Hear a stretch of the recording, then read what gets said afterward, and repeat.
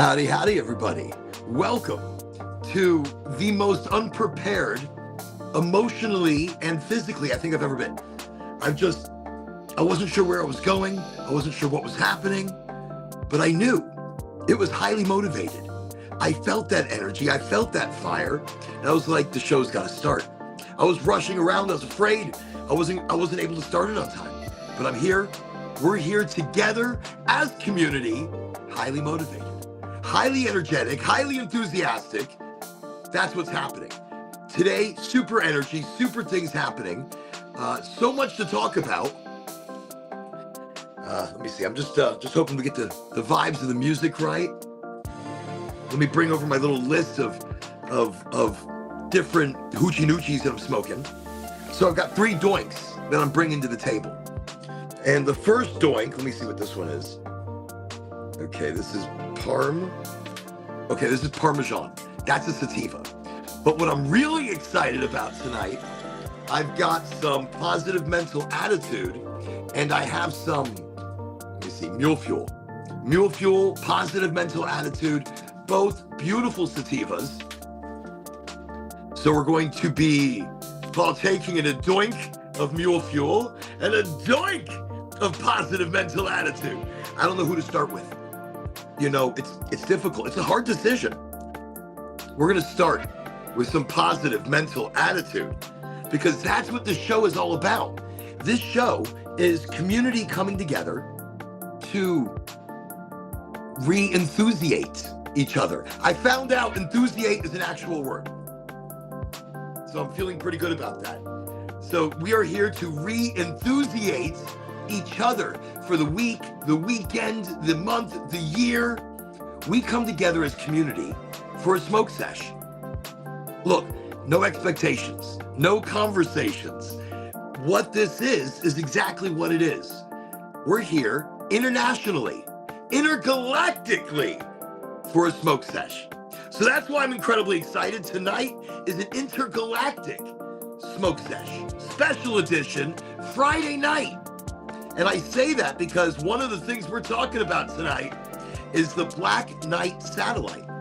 Oh, I'm not going to get too serious yet. Not until I sparkies. But once I sparky, we'll get a little more serious. The Black Knight satellite. This thing has been rotating around our planet for possibly 13, 15,000 years. That's huge. And this was sent in from somewhere else. It possibly has left and come back once again. And that's when we detected it. So we're going to talk about the Black Knight satellite. We're going to talk about theories and mysteries surrounding it, conspiracies maybe. Before I get any deeper into the whole conspiracy and to any kind of theories, let me just make sure it's all working every place it should. Okay, let me just get over here. There we go. That's what I forgot to do. Okay. All right. I think it's all working now. Let's make sure. Dun, dun, dun, dun. Excellent. Okay, so here we are. Highly motivated. We're getting together as a community. We're going live right now. Facebook, LinkedIn, Twitch, YouTube, and soon, I doubt they're going to allow me, but soon we might be going live on TikTok as well. So TikTok live soon, not yet. Insta is giving me a few issues, so not yet. But Facebook has been rocking it. LinkedIn's rocking it. Twitch is twitching it. And YouTube is doing the YouTube. So here we are together. I'm going to stop chitty-chatting so much. And I'm going to get this, the first doink of the doinks lit right now. So I've got 3 cones, and I'm not a big cone person. I like hand rolling. Hand rolling is my thing. It's my jam, only because I get to put a little bit thicker, chunkier material in that. I don't like it so dusty, but with my cones, I pack these very gently, very slowly, with as much chunky material as I can get in there. But again, cones are difficult to do chunky. Usually you have to do them and it's sandy and you're packing it in and you're not going to get a good pull. Steve, welcome to the show. It is good to have you here. What is going on? What is going on? Well, welcome to the Smoke Sesh. Welcome to everything and anything this show should ever be. We are here internationally, intergalactically, Smoke Sesh. Want to mention, and I'm going to mention it again later, but I have the shirt behind. Cannabis is medicine. Good friend Rob Harmon gave me this shirt, gave me a bunch of other shirts, and Rob turned around and said, listen, we've got something to give away. So tonight we're going to talk about it. We're going to be giving away a free medical cannabis card. Yes, tonight. Isn't that exciting? Courtesy of Marijuana Express MD in Orlando, Rob Harmon, Veterans Cannabis Care. Wow. But we're going to be talking about that in a little while. Super exciting stuff. Steve, the first thing, okay, so I brought a few doinks out. Now, Chris, welcome to the show. It's good to see you. I got 3 doinks, and we've got Positive Mental Attitude from Goldflower. Beautiful. If you're in Florida, you know, and you have a medical card, Goldflower is the only really organic, living soil, hand-trimmed cannabis supplier out there. And these guys are just Florida. So Florida medical program. So if you're in Florida, you are in for a treat at Goldflower. Now they're also in Baltimore. So Maryland. So I think in Maryland, you can find Gold Leaf. But here in Florida, it's Goldflower. And the flower is delicious. It's my favorite that's out there. So we're starting with Positive Mental Attitude. Great strain. Actually, wait, I'll even tell you about it.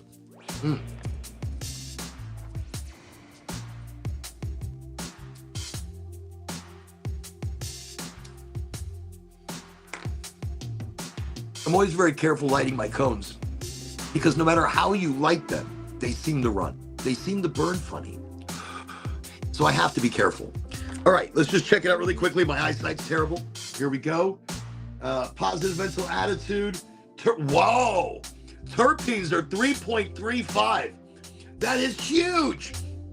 Look, I'm like drooling.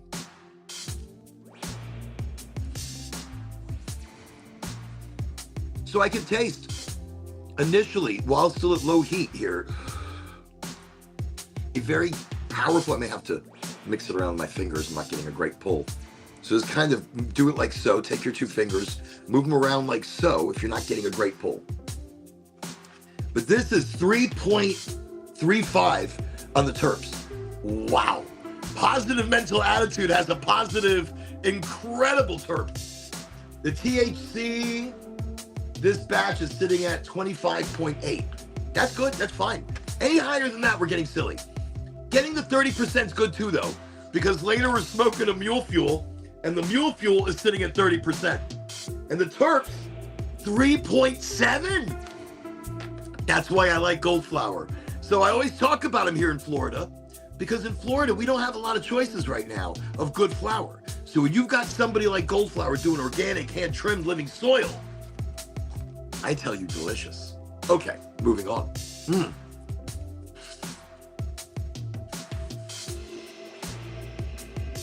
Well, I will, Steve, now what state are you in? And Steve, a personal welcome from Chris, from myself, from everybody here, from wherever we're watching, because we're here on multiple platforms. But welcome to Highly Motivated, the Smoke Sesh. And I always tell everybody, look, no expectations, no conversations, but everything becomes my energy before the show. I don't even know what it was. I don't even know what was happening to me. I was mentally all over the place. There's so much to talk about, so much to get to.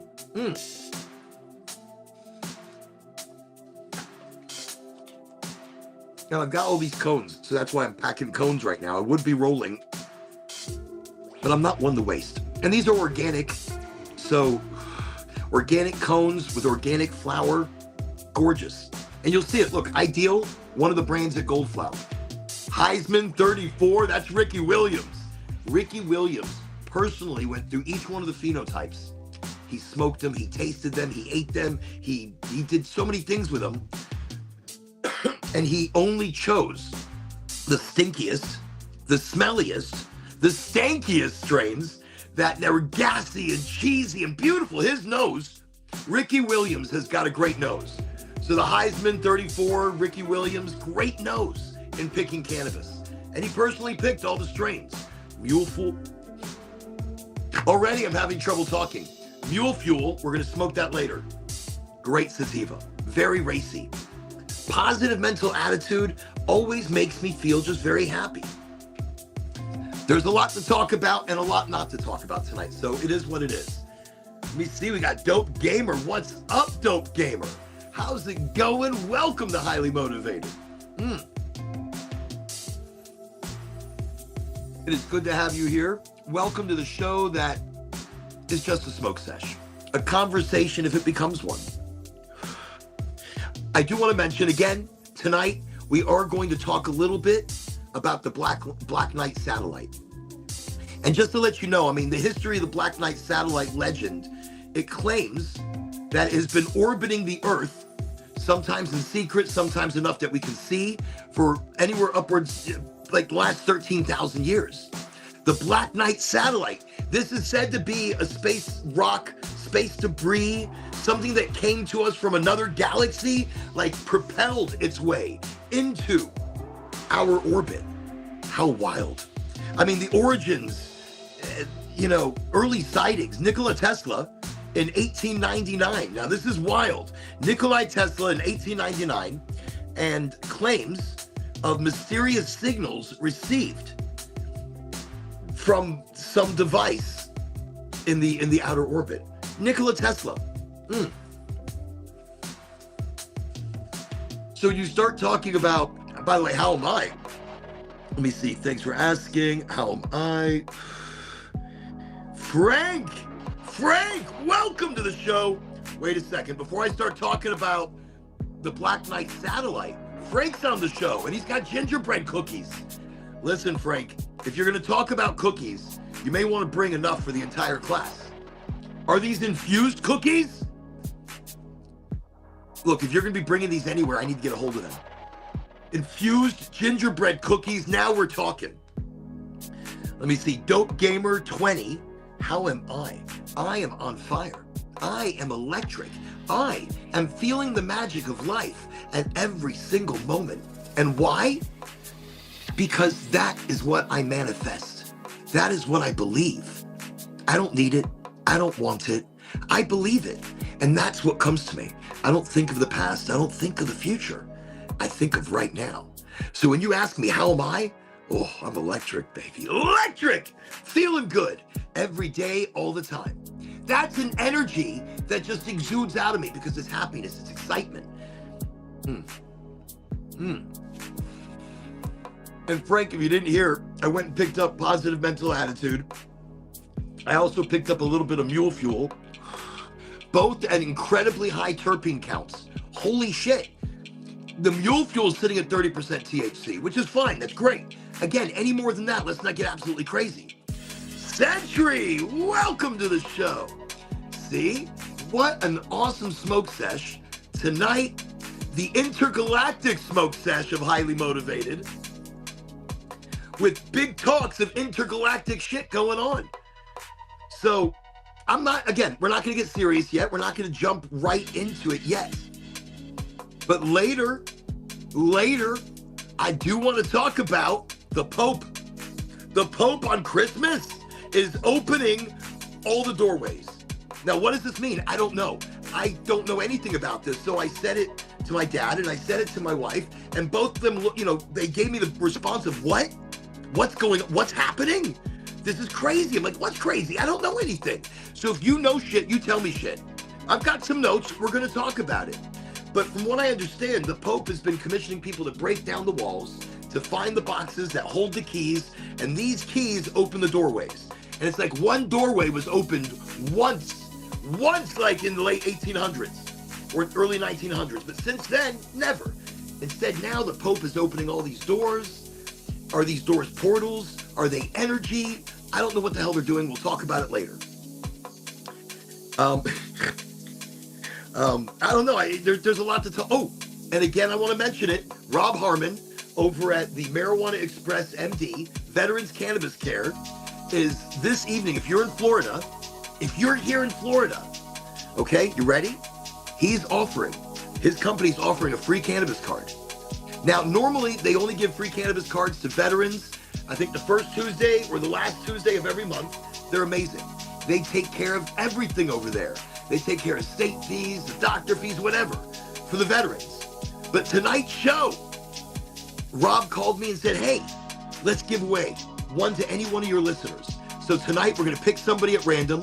If you're here in Florida, direct message me and we're gonna pick you at random. That's how it's gonna work. Very exciting. You're gonna get a free cannabis card or a free renewal. I think that's fire. That's fire. So that's gonna be Marijuana Express MD in Orlando. That's Veterans Cannabis Care. Check out Rob Harmon on LinkedIn. He's all over the place. He's always doing great articles. And this right here, that's exciting because that's a gift from the doctor's office. That's a gift to from Rob and for what he does for the veterans. Super awesome. All right, let me see. I know some shit. I know a little bit about a little bit, but not a whole lot about a whole lot. Well, wait a second now, Frank. Frank, you've got me intrigued. Now you're talking about a little bit of this and a little bit of that. But if you know a lot about a lot, but you only want to tell me a little bit, we are all ears. You like how I did that there? There you go. You're welcome. Oh, don't let me forget tonight. I told you I got all these little micro topics, some big topics, some medium-sized topics. What is a medium-sized topic? And then micro topics.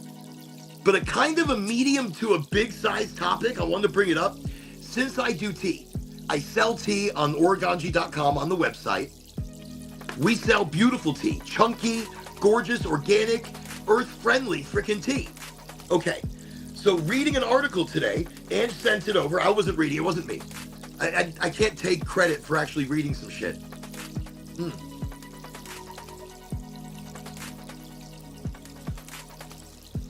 But Ange checked, she read, she's the brains over here. I'm just gonna throw it out there. The brains here is really Ange, not me. But she sends me articles, and I'm like, holy shit, that's exciting. That's interesting. I'm going to talk about it in the show. Well, tonight's article has something to do with tea. The tea bags that you're buying from the store contain, and the tea bags that you're using from the store, from commercially done stores, not this. This is what I put my teas in. And it is a cotton bag that is a fabric. But the ones you find in the store are releasing microplastics.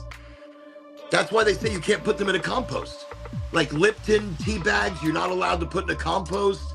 I think there's a few other brands out there. But in that, you're using these for your black tea, your breakfast tea, your mornings, your evenings, your nighttime tea before bed. And you are getting thousands.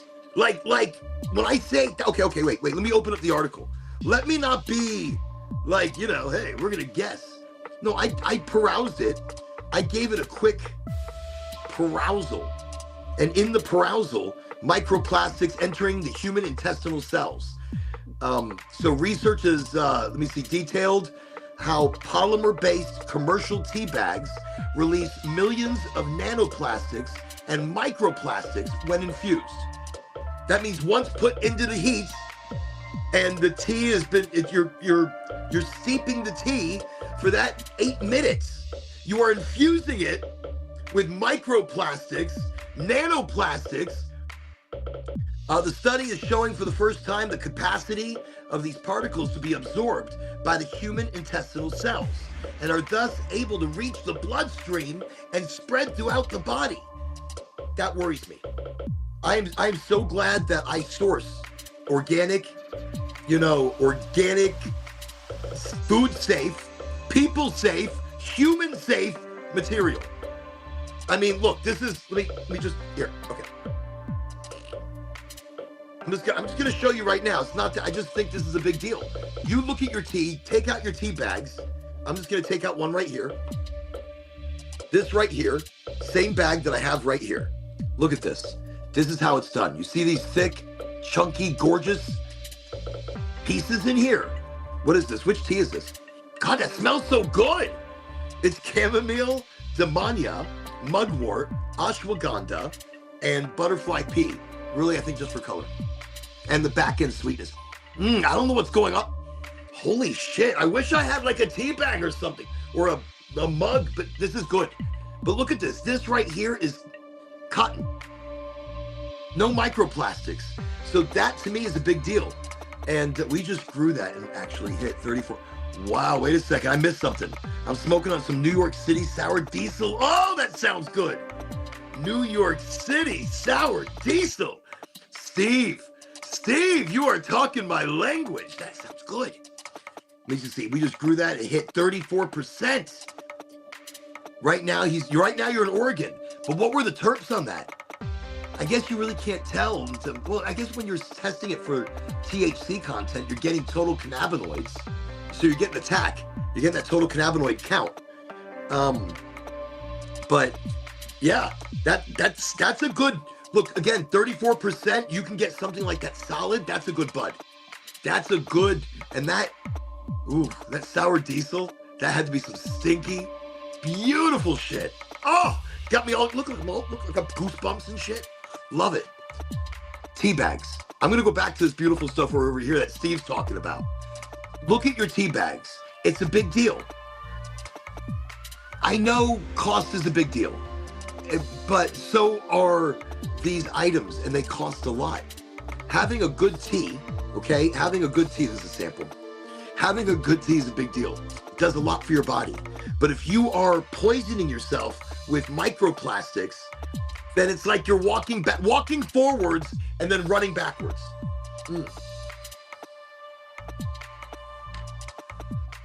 So wait, I gotta tell you, I did a doctor day over at the THC clinics. We did a high tea with Oregonji. Hi, I'm Big Oregonji. Hello, nice to meet you. Okay, so I was there making tea for everybody, and everybody's trying tea. And we had a pop-up educational class. Right there, we were talking about how you combine tea and cannabis. One of the only ways you eat raw cannabis, you get THCA and CBDA. That the A stands for the acidic. So, and that's means it's absorbing before it gets digested and sometimes destroyed in the body in different process. So the acidics you get through eating it raw. Bruce Lee never smoked a joint, but he ate raw cannabis. So in that, I make tea. Now, cannabis starts decarboxylate at 250 degrees, but tea doesn't really get any hotter than like 220. So now you're doing like a partial breakdown, decarboxylation, yes and no, but you're getting that CBGA, the mother of all cannabinoids, the precursor to THC and CBD. But wait, as you get her, THCA and CBDA break down. And now you're getting that directly to your CB1, to your neural transmitters. Woo! That's wild. That's good shit. This is good shit. I keep letting it go out, but it's tasty. It is very terpy. It's so terpy, it's hard for me to be able to pull individual flavors. So anyways, look at your tea bags. Look at that shit. Look at the bag. If they tell you what the bag is made of, if they don't, take it out of the bag, go test it, rip it apart, look at the fibers. Look, I ripped this apart. I look at the fibers. It's cloth. It's cloth. That's amazing. That's how tea bags should be. You shouldn't be afraid of what you are trying to get healthy with. I think tea makes you help it got rid of my inflammation. I was always complaining. Look at me at other shows. I would sit there and be like, oh, I'm so bloated. I don't know what's going on. Since doing the tea, I haven't complained. I haven't said anything about being bloated. I am not bloated. I'm feeling better. Even more energetic. I know you think, wait, how can you be more energetic? I'm like, I know. How? But I am. Welcome, everybody, to the show. Welcome to Highly Motivated. Wait, I got to see what Steve's saying. Let me see. Frank, I hope you're looking at this. Steve is a grower. Frank, you always have some good questions, so don't leave those questions out. Steve, Frank the Tank Griswold over here, he knows some shit. He knows, wait. He knows some shit. He knows a little bit about a little bit, but not a whole lot about a whole lot. but don't let him fool you. He knows a lot about a lot. Let me see. I have some live rosin, Billy Kimber. I'm going to mix that in. Man, that, you know something? That's getting delicious. You are talking some delicious shit over there. That's all I'm going to say. I'm too high to remember. Check out YouTube channel, Sharkbite 2000, everything marijuana related. You guys hear that? Check out Steve. Hey, Steve, you're on LinkedIn. DM me. Let me get you on the show as well. We'll talk about your podcast, and I want to talk about some of the things you know. It's good to chit chat. Look, the podcast is nothing but a little chit chat. If you'd rather stay on comments like that, that's fine. But DM me if you want to get on the show. The show is a smoke sesh. I'm working harder to have guests and not just me talky for like 3 hours. I know.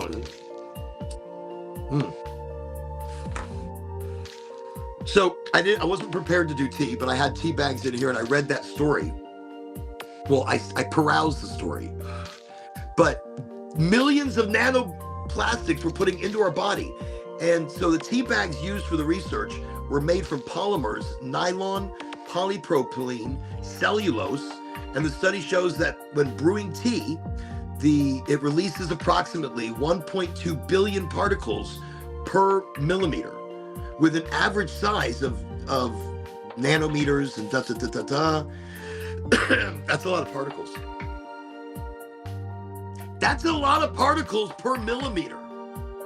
What's a millimeter? A millimeter is like millimeter. A millimeter seems like very small amount of area, and that's a shitload. So the right tea matters, but the right tea bag matters. Look, it's simple. Keep it simple, keep it organic, keep it natural, and you'll never have problems like this. That's what it should be about. Anyways, okay. Getting back to some of the bigger topics at hand. The Black Knight satellite. I'm just going to keep talking about it. I'm just going to chit chat and give you little pointers while I continue to smoke. Positive mental attitude. Sitting at like what, 25.8%? And what was it, like 3.34 on the terps? 3.34 on the terps. Delish. I don't know if there's anything left in this. You want to see it? I want to show you. I've been smoking it. This is not the first one that I smoked, but it's the first time I realized the terps were that high. Okay, look at that nice little tray you get shit in. All right, keep in mind, I've been breaking down. This is like a solid bud. This is one solid bud, and this is hand trimmed, and that's a big deal. Look, when I say hand trimming is a big deal, it keeps the crystals, it keeps all the gorgeousness on the plant, because that's what you want when you're smoking. You want that to activate. That's what you want when you're making tea. So when I combine, and I'm using our tea bags, and this one is, what is this? The Moonlit Brew. I was gonna keep it close and just smell it every so often. That's really good. That's really good too. Holy shit, that's together? Wait. Just, okay. Instant happy. That's here we go. Look at that up close again. That right there is positive mental attitude. It was a much larger nug, but one nug was 1/8. And it's sticky, it's juicy, it's crystally, and that's what you want your cannabis to be. And look at that. Put it right back in. In this case, it doesn't break the bud, it doesn't destroy the crystals, it protects it. I like that kind of protection. I like that bouginess. I don't mind paying more for a company that gives a shit. And that's give a shit. I mean, look, I got mule fuel over here. You want to see the mule fuel? I'll show it to you. Maybe I'll sparky that up in a second and give the positive mental attitude a bit of a break. Okay. Wait, I missed some things. Wait, hold on. I did miss some things. Holy shit, that smells so good. That's the mule fuel. 30% at 3.7% terps. Wait. Rachel's here. Rachel, welcome to the show. Good to have you here. He knows enough to be dangerous and a blast. Oh, see, don't threaten me with a good time. He said, teabag, you're funny. Robin, welcome to the show. Wow, what an excellent show going on over here. Big audience, big crowd, big energy. Friday night, highly motivated. Welcome, welcome. So I just made the trip to Goldflower, and that was exciting because I haven't been able to be there in quite some time. I'm trying to get this one out of the case. Okay, and there's only a little bit left to this one because I have been smoking this, but smelling it fresh like that just reinvigorated everything. So this is the last of my mule fuel. But look at that beautiful, I don't know if my camera's seeing that right. The lighting in here is shit. Okay, anyways, that's... Now, sometimes you're gonna get those terpenes, and those terpenes can be in the aroma, not so much in the flavor. That's a big deal. Let me just crack that. Watch. Oh, you saw that? And it's so juicy, so juicy. Okay. That being said, you can see high terpenes on something and not necessarily taste it as the high terpenes represent, because that is sometimes represented in that aroma. That aroma right there, that tells me I want to smoke it. When that aroma hits you, and your body, your brain is like, oh, this is fantastic. I love it. I like it. That's what I want to smoke. So that's what we smoke. So positive mental attitude goes to the side. We will pick it up later, maybe. Maybe when we're deeper into the show and I want to talk deeper about the Black Knight satellite or other mysterious shit. There's some other mysterious shit I want to talk about. Okay, let me find it. So the one I'm using this radioactive light, and I feel like it gives me a tan. Like I get out of here and I just feel like, I don't know, a little redder. Maybe I'm radiating. If you turn off the lights, maybe I glow. Okay. I was about to start be like, ice, baby. All right, stop, collaborate, and listen. Ice is back with his brand new invention. Something grabs a hold of me tightly. I'm stopping. I was just trying to get to the part where like I glow, like a candle or something like that. Anyways, you're welcome. Wait, where am I? Hey, welcome. Juicy, sticky, and moisture. Not too much moisture, but a good sticky, a good juicy. That's what you want your cannabis to be. You don't want it to be dry. But here in Florida, unfortunately, a lot of the MSOs, the multi-state operators, a lot of the big players, what they do to their cannabis is they put it through a roller, and the roller takes those buds and knocks off all the crystals. So where the fuck are they going? Well, they're taking those crystals and they're making other products. So you are paying twice for the same bud, essentially. Sometimes they don't do that, but a lot of them do. And then if they're mass producing, these rollers are going to be automatically trimming your flower, and it's going to be hit with ultraviolet lighting to kill off any pesticides and bugs and crap and blah, blah, blah. Shit. But Goldflower, good shit. It's good stuff. I'm like, that's good stuff. I mean, it's organic. Organic, hand trim. That means you're looking at the bud, every bud. It's not going through a mass-produced cycle. It's quality. So anyways, if you know me, that's what you know. That's what I like. Mule fuel. Wait, is this the mule fuel? I just grabbed it. I don't even know if that's what it is. All right, hold on. Here we go. Nope, it's not. I'm glad I didn't continue. The mule fuel. All right. Had to grab the right one. Another one of my favorite strains right next to Emerald Apricot. That Emerald Apricot, just magic.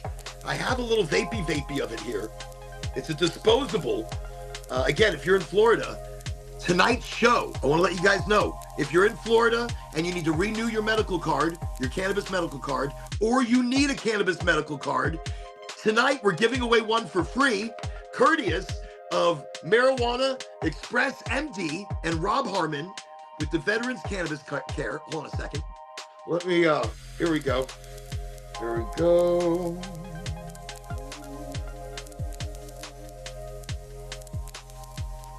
Okay. We'll do that again in a moment as well. But if you want a medical cannabis card and you're here in Florida, check out Rob Harmon at Express Marijuana MD in Orlando, Veterans Cannabis Care. We're giving away one tonight. So direct message me if you want one or if you need a renewal. Direct message me. And we're going to do our little algorithm. We're going to run it. We're going to see who wins. And we're going to send back and contact you with all the information. But isn't that awesome?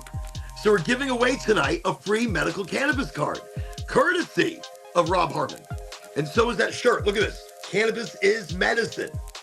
Cannabis is medicine. We need to start thinking that way. We need to start seeing it that way. All cannabis use is holistic. Whether it's recreational or it be medical, you are still holistically healing your mind, your body, your soul. Cannabis has been around so long. It's one of the first recorded medicines in the Chinese first medical books. Oh, that's smelly, stinky.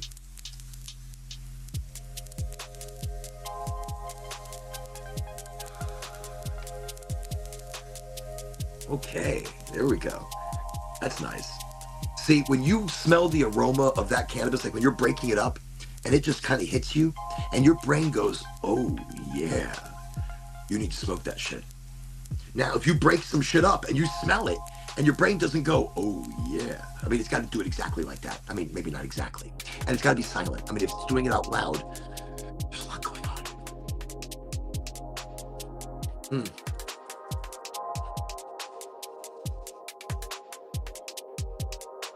Good, smooth cannabis shouldn't make you cough.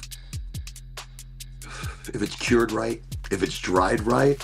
Look, I'm like ranting about the cannabis tonight. I'm sorry, but I've been so excited to smoke the mule fuel and the positive mental attitude. So anyways, let's keep going. Now we're into the show. Now we've come into the show by a few minutes. So what we're going to do, now we're going to get serious. Now we're going to talk about this Black Knight satellite. I'm sure you've heard about it. And sometimes you can actually spot this thing with a telescope. It's been spoken about for years. So there's been lots of evidence of it. There's lots of pictures, but we don't know why it's up there. It has been speculated throughout the years that many people have received broadcast signals while in their sleep or while going to sleep, much like Tesla did, or even Edison. Tesla and both Edison claimed to receive signals while going to sleep or when they were meditating or manifesting.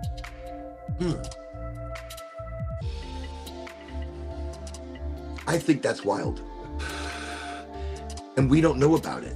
The reason I bring this up, all the drones that we've been seeing in the sky lately, well, I haven't seen them. I mean, I see a lot of shit in the sky, but I'm in the path to an airport. So the Gainesville airport is like that way. It's over there somewhere. That being said, I'm always seeing a lot of crazy lights in the sky. And sometimes I see some that I know are definitely not a plane and not a drone. I've caught some wild stuff. We even see, if I look over this way, we can see the shuttle launches and we can see the trajectory of how it leaves and breaks through this barrier. And you can hear it and you see it. It's like almost like a portal in the sky. I've taken a picture. Very wild stuff. So anyways, I'm under the belief that even the unbelievable can become believable.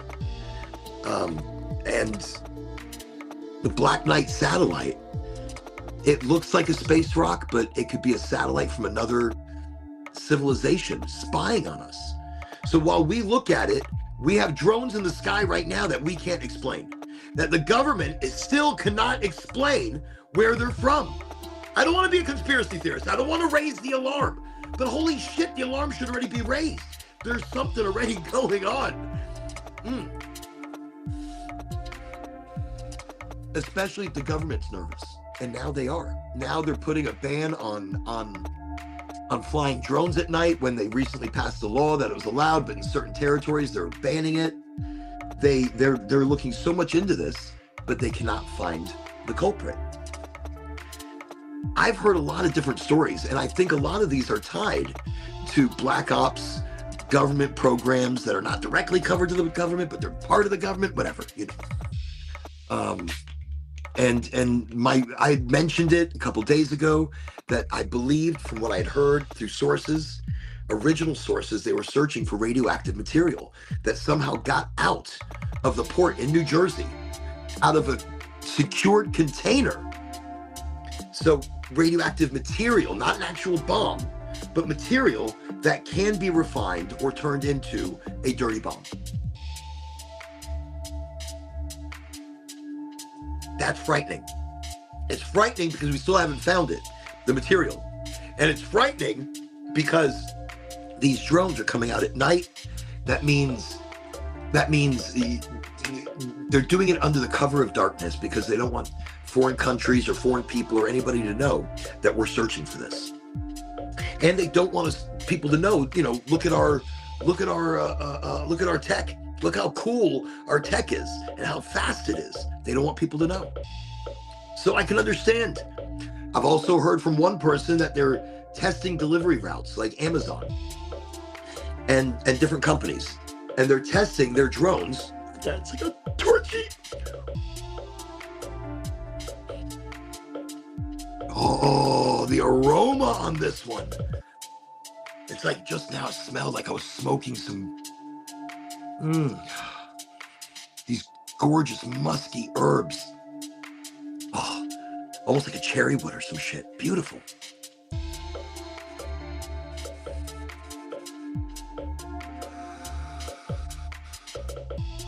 Well, that is delicious.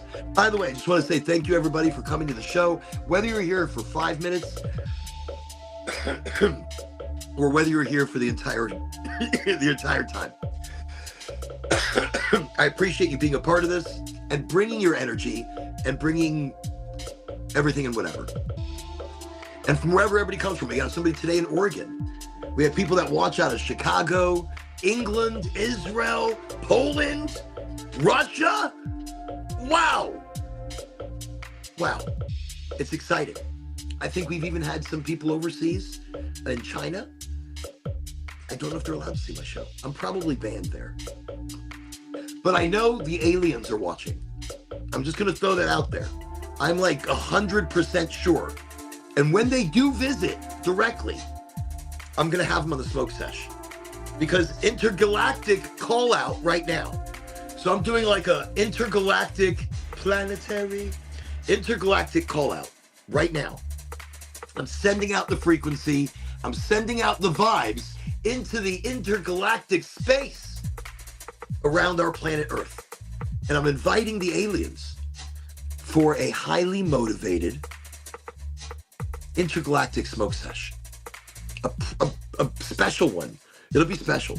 I imagine that would make it incredibly special. So here's the question. What would I smoke with the aliens? Put in your comments. I want to hear this. In your comments, I want to hear what strain. What is your favorite? But what is your, not just your go-to. We're talking about smoking with aliens over here. We're talking about intergalactic visitors. Excuse me. See, I drink Dr. Pepper and that's it. It's just going to attack me the whole show. But I want to drink the tea, but I don't have any hot water. And I'm not gonna like nibble on this. It's just weird. But I don't know, what is your strain? If they could magically make it appear for you, what is the one that you would want to smoke with them? So if I'm sitting with the aliens, I'm gonna tell you right now, I have one. And it's very difficult to find. I've only gotten to smoke it once. So the name is called Swazi Safari. And it's from Africa. It is grown deep in the tribal areas. It is slightly, maybe more than slightly psychedelic. Maybe incredibly psychedelic. I think it's actually the most psychedelic cannabis strain, hands down, ever. Now, if that cannot be found, Tusk, Tusk. It was white. I was the guy that where I was smoking, he brought it out of the freezer. He was like, don't even raise your voice around this stuff. And he snipped off just a little bit and he put it in the bowl and we all stood around it and we all took a hit. We all got to have a fresh hit because he refreshed it. It was amazing. It was like a wintergreen. It was a high, so uplifting and so clean and so lofty that I don't think I've ever had something quite like that. So Swazi Safari or Tusk. No, I have a third. Blueberry Yum Yum. Only because Ludacris made it sound so incredibly delicious. And I've had a strain called Blueberry Yum Yum, and it was very good. And it was a Yum Yum. I don't know if it was a Blueberry Yum Yum, but it was a Yum Yum. So I would like a Yum Yum strain. So thank you, Luda. Blueberry Yum Yum. Okay. And again, tonight, DM me, direct message. If you want a cannabis card and you are here in the state of Florida, or you need a renewal and you're here in the state of Florida. Tonight, courtesy of Marijuana Express MD in Orlando, Veterans Cannabis Care. Let me see. Let me just, They are sponsoring the giveaway tonight. So they're going to be giving away one free card tonight. So direct message me if you need a card. I'll put you in the running. We'll do a quick lottery tonight, and boom. So you got to send the message tonight. Because right after the show, I'm going to pick a winner, and we'll send the. So if you're on LinkedIn, do a direct message, and if you're not on LinkedIn, okay, Facebook, send me a direct message. YouTube, you can send me a direct message. Twitch, I don't know. I have no idea even how to get into that. I remember setting this up, and now I can't get back in. I'll figure it out. It'll be fine. Yeah. Welcome to the show, everybody. The Smoke Sesh. Highly motivated. And we are streaming to you from many places. So this is just a place to get together and get high together. Feel and share and spread that good vibe energy, because that's what we need. That's what we're missing. We're missing good vibe energy. We're missing kindness. We're missing a little bit of love for people. That's what they need. Don't kill them with kindness. Don't be overly nice. You don't have to be nice not to be kind. To be kind, you just need to be open and welcoming and have an open mindset to people. Don't be closed, but don't let them walk all over you. Be powerful, be strong, be amazing. That's what you are. A little bit of mule fuel. Really enjoying this. I want to say hi to all my friends in Texas. I haven't been there in a long time, guys. And if any of you guys are ever watching the show, Robin, I know you were from Texas. Now you're in the Carolinas, the Carolakis. I just want to say hi to everybody. I want to send my incredible energy your way. I want you guys to know that I think of y'all all the time. Every other day. Well, every 2 days. Every 2 days for at least a total of 30 minutes. I think that's a lot. That might be too much. I don't know. I was just averaging. Okay. It's just too bright. And the more I smoke, it's like the brighter it's getting. But there's this fog that starts to set in the studio. You know, because it's a closed door room. No ventilation, no fan, which is fine right now because it's so cold outside, and this is the warmest room. And normally, I'm sweating. Normally, I'm dying in here. Like when I'm doing a show, I'm like, I don't know what's going on. I'm schwitzing. I'm sweating out of places I didn't even know I had. What is going on? But tonight, it's comfortable. It's very relaxed, very easygoing. Okay. I don't know. It's a very nice night.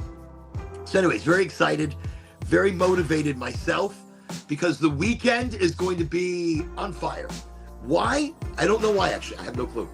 I don't even know what the hell I'm doing this weekend. I know there's a pizza party on Sunday, and I'm excited about a pizza party.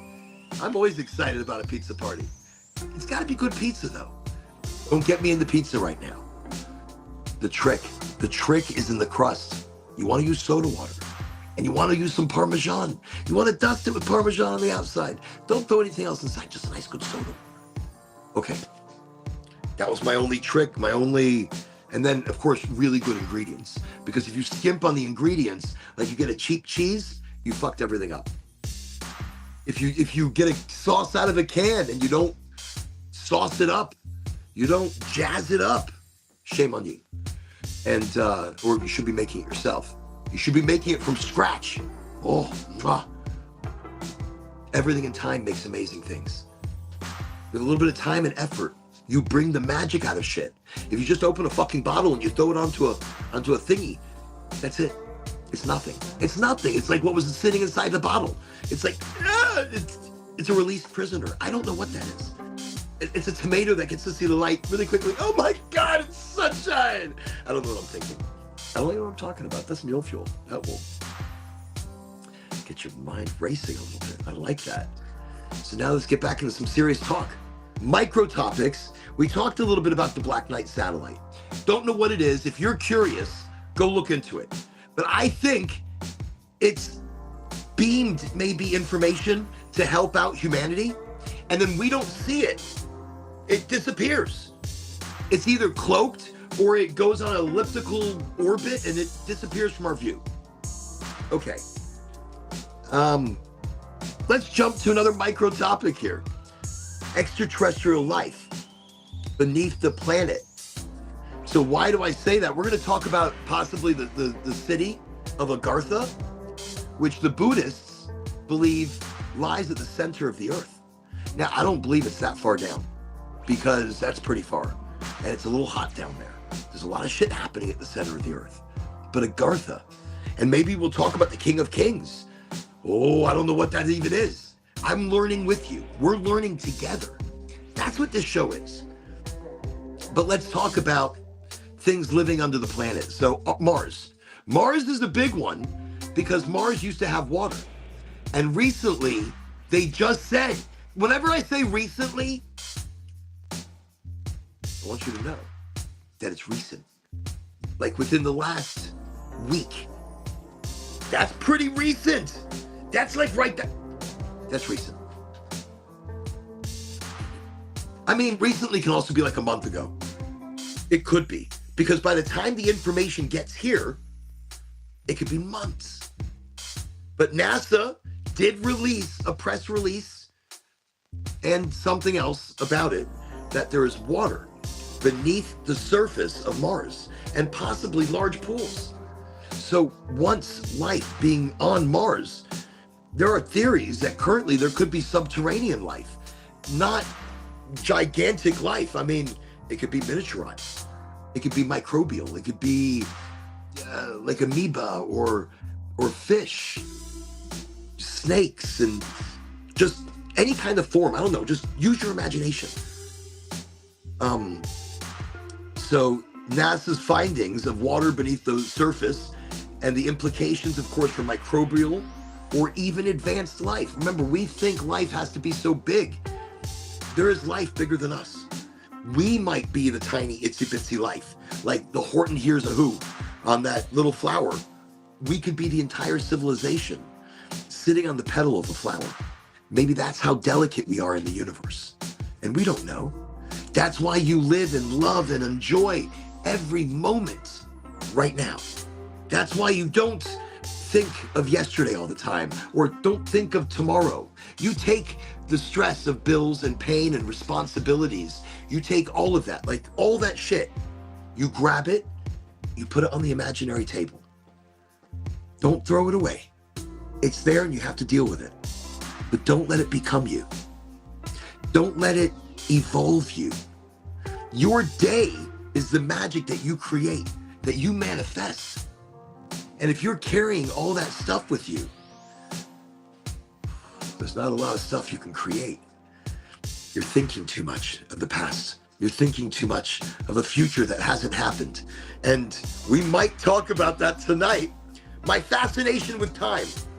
Well, I don't want to burst your bubble, but I've got some information here that is...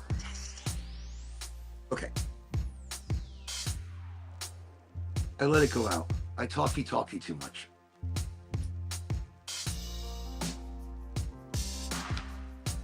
I want to let you all know that you're all amazing. Not just because you come here to the show, but because you are amazing. And you should use that kindness, that creativity, that energy everywhere you go. Just let it out. Don't let people hold it back. Don't wear a mask. Just be you. Be the authentic energy. And it speaks more than any mask you could ever wear. Nick, welcome to the show. Everybody, Nick's here. That's excellent. See, that's a smoke sesh. I remember so many smoke sessions. We'd be sitting around laughing so hard, it's like you're gonna pee yourself. You would cry, you're laughing so hard. And then somebody would walk in and people stop laughing, they look at them and they'd be like, hey. I don't know, it's like, Nick's here. Hey everybody, it's Nick. And the scene changes. And everybody's like, oh, hey, Nick's here. See, that's a smoke sesh. It's showing up, becoming part of the energy. I don't know. I remember smoke sessions, you laugh so hard, it hurts. It hurts. You would laugh for so long, so hard, you don't even know why you were laughing anymore. But at this point, your body is just releasing and letting go, and it's enjoying those energies and those endorphins. It's enjoying that moment. That's what it is. So if you're ever wondering what that moment feels like, to live in the moment, to enjoy that moment, to love that moment, that right there, to lose control, to laugh so hard that your sides hurt, you're dizzy, it feels so good, and the endorphins are just rushing out of your body, energizing the entire room until everybody's laughing. That's magic. And that's living in the moment, not thinking of the past, not thinking of the future. That's thinking right then, right there. Maybe that's, to me right now, the best example of living in the moment. When you're high or smoking cannabis, eating cannabis, whatever, it drops not the responsibilities, but the weight of life. The pressure that builds up on you all the time, everywhere. The life pressure, traffic, bosses, jobs, money, responsibility, the past, the future. Holy shit. You smoke a joint and then all of a sudden all that shit just hazes away. And you're like, oh, wait a second, I could breathe. I didn't know I could breathe that well. And shit's funny. It's not funny when you've got all that weight and pressure on you. It's not funny when you've got all that stuff going on, destroying your brain, weighing you down. It's just, life just isn't funny sometimes. But when you're able to put that on the imaginary table and not let it run you or rule you or become you, then life becomes funny again. A stupid joke becomes everything. I don't know. That's living in the now, being in the now. So remember, I still want you to think about your strain and put them out here. What strain would you smoke with the aliens? What would be your go-to? What would be your magic? I want to know. The Oregonji wants to know.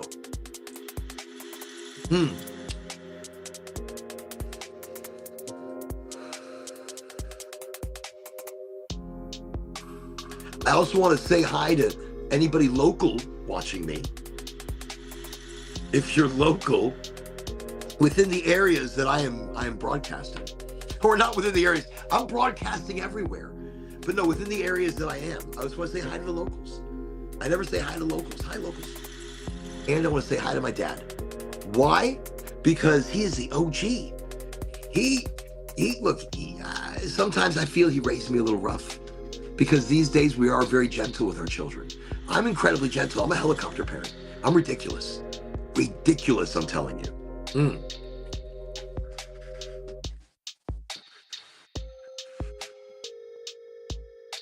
But I think parents need to have these days more love for their kids, more attention, because it's such a hard world. And there's so much hardness out there, and kids need extra love.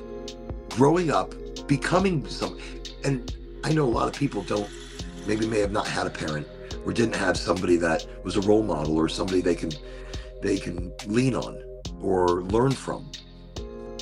And that's why I push so hard to not only try to be that, but I try to be that part-time for others, like in soccer or mentoring groups or whatever it might be. I think kindness needs to be shown to the younger population so that they grow up right, they think right, they act right. Maybe they need to understand things in a whole different way. It's not about how hard you are or how tough you are. It's about how kind you are and how fucking real you are. Kids read right through you, and if you're not authentic, they want nothing to do with you. They'll, in your face, okay, yeah, yes, sir, whatever, blah, blah, blah. But it's about authenticity with them. It's about being real. That's the true search and journey of self. It's becoming a kid again and loving it and authentically believing in it. Feeling that magic of life. So feeling like a kid, racing down the street in a car that you built and imagining scenarios. It's me getting in and out of the car, visiting doctors and clients and feeling that magic of, I open the door and it feels good. I close the door, like, yeah, how you doing? I walk into a place, I'm like, hey, how you doing?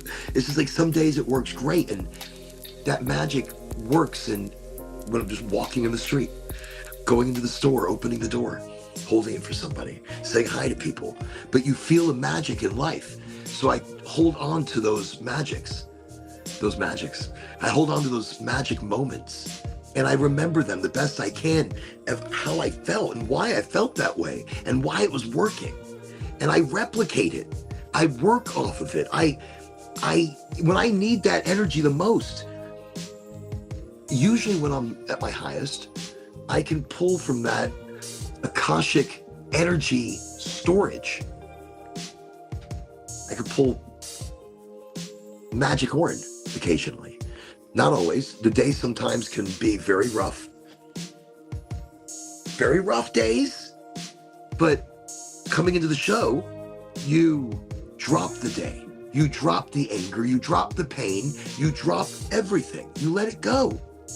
Put it on the table. Put it on the imaginary table. Don't let it rule you. Don't let it become you. Instead, be you. Be the energy of you, the good you. The happy you, the positive, kind you. So kindness changes the fucking world. A little bit of heart, because we all need it. So many people out there don't have it. They don't get it, and they want it. So I'm sending out my love and my heart and my kindness to everybody. And I'm trying to be a better and more kind person all the way around. And it's not about carrying the pain of the day or you need to, it's still there and you still have to deal with it, and you have to acknowledge it and be a part of it. Be a part of it.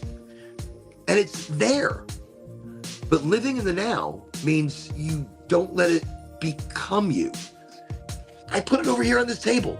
I'll deal with it later. It's like how I assimilate pain or emotion. Sure, it comes at you in a tidal wave, but you're in a boat. You need to weather the storm. You need to hold on tight, and as it hits you, it's going to hit you in waves. It's going to hit you maybe not as one giant strong wave, but you're going to get rough weather, and you got to go through some shit. So that's it. And just let it go. Life is hard. Life is hard on all of us in different ways, and we absorb it in different ways. Let me see. Nick says, OG, lemon skunk. Oh, I like that. I like a good stinky lemon. A good gassy, stinky lemon. That's delicious. Let me see. OG. Yeah, that's Papa OG. My father is the Englishman now. So just, I don't do his accent very well. I do it terribly. But the only way that I can really embody him is with his accent. And it's not immediately, it's got to come to me. He's very prim, very proper, especially when you get him around the English people. Then, of course, he's in Texas. And the longer he's in Texas, there's a yawl that comes out of him, A little tequila inside of his morning English breakfast tea. No. Boy, that would be something. I wonder how that would taste. I don't think very good. All right, moving. Oh, let me see. Love this. One thing I love about my Jace. Such a kind old soul and child's body. Love all his love and kindness for everyone and manners. Proud of that boy. Love for all the kids is very important. It is. Love for the kids is important. And they're still developing and they're still learning and they're still becoming. That's the important thing. Even now, us as adults still need that kindness, even especially if we didn't get it as a kid or we didn't get it growing up and we grew up tough. We still need it. We thrive on it. We yearn for it because we live in such a tough, cruel, sometimes very cruel, very sharp world. And I think we can change that. I know we've all been jaded. We've been hit and life is rough and work is rough and bills are rough. I mean, look, there's a lot of rough. Take it, put it on the table. Know that shit is hard. Be enthusiastic for the day and for the right now. For life that is still giving you air to breathe. We are traveling at what is it like 600 miles an hour or 6,000 miles an hour? It's either 600 or 6,000 miles an hour. We are traveling through space. Did you know that? Did you know how fast this planet is traveling right now through intergalactic space? Holy shit. That's fast. Okay, so wait, more micro topics, more crazy shit that I wanted to talk about. I do want to talk about the Pope. If you're religious, sorry, not sorry. This is a weird one. And if you know anything about this, I want you to chime in. The Pope is opening portals or doorways. And this is something that they do, but it's a new ceremony they've never done before. They were breaking into walls where boxes are located. I think they have almost all the boxes required, where there are keys in these boxes. And when they open these boxes, they had to do incantations as to not release spirits or something. Look, I don't know what's going on, but it seems very hokey pokey, hocus pocus to me.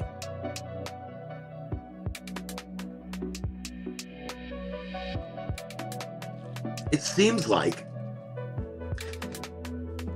something overly religious that I just don't understand.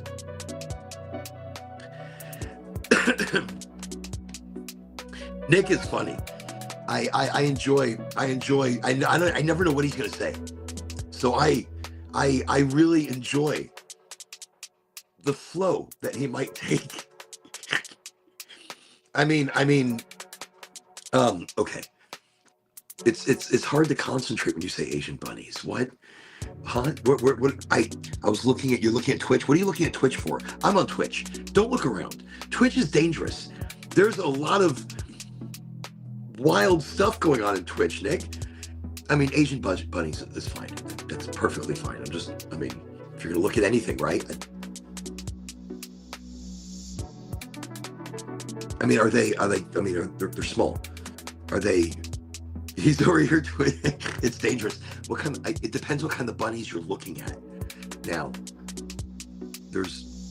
I know somebody over here that's selling bunnies, but I think it's a different bunny from what you're thinking. Oh, and by the way, once again, anybody here on the show, I know what you're talking about, Nick. I know exactly which bunny you're talking about.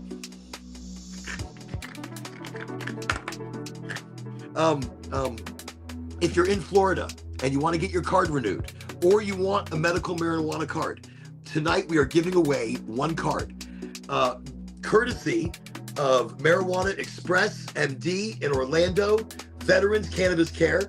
Rob Harmon, contact him. Well, no, contact me. DM me, and we're going to pick the winner. Don't just call him. DM me.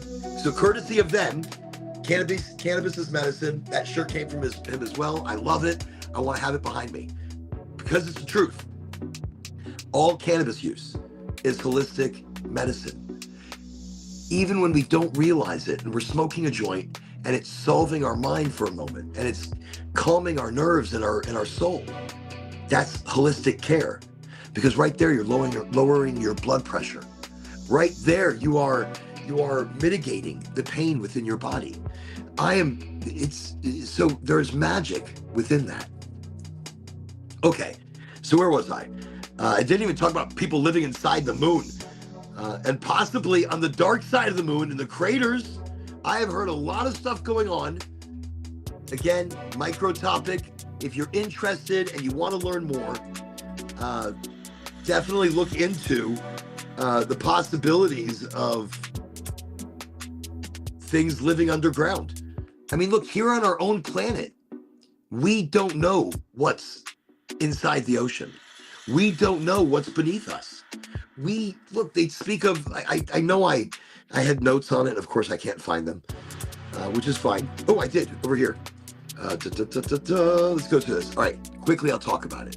And this is why, because I believe in a lot of Buddhist cultures. I believe in a lot of Buddhist teachings and thinkings. And so without knowing, or without having had known a lot of their belief structures, I had already believed in a lot of that. And then I was like, oh, wow, that's really interesting. That's what you guys are into. But I believe in that already. That's so awesome. Wait, I can't figure out which one was what. It's got to be this one. It's got to be the mule fuel. Because it was so delicious. I was smoking it so low. But it was starting to get a little harsh. But I might do a little sparkies quickly just to get a little bit more out of this. It was so good. Okay, so let's talk about it. Agartha.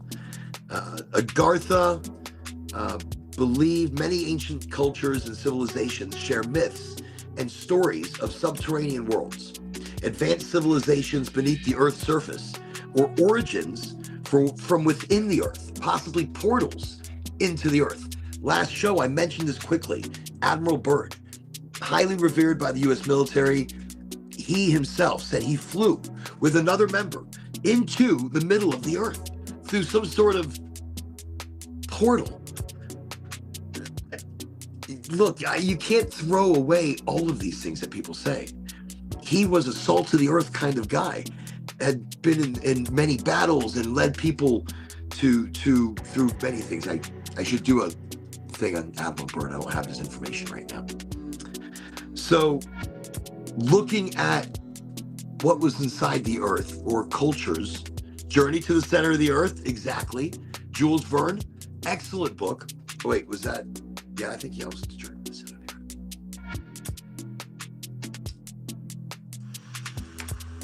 But there's a lot of different tribes and cultures that think about, like the Hopi tribe.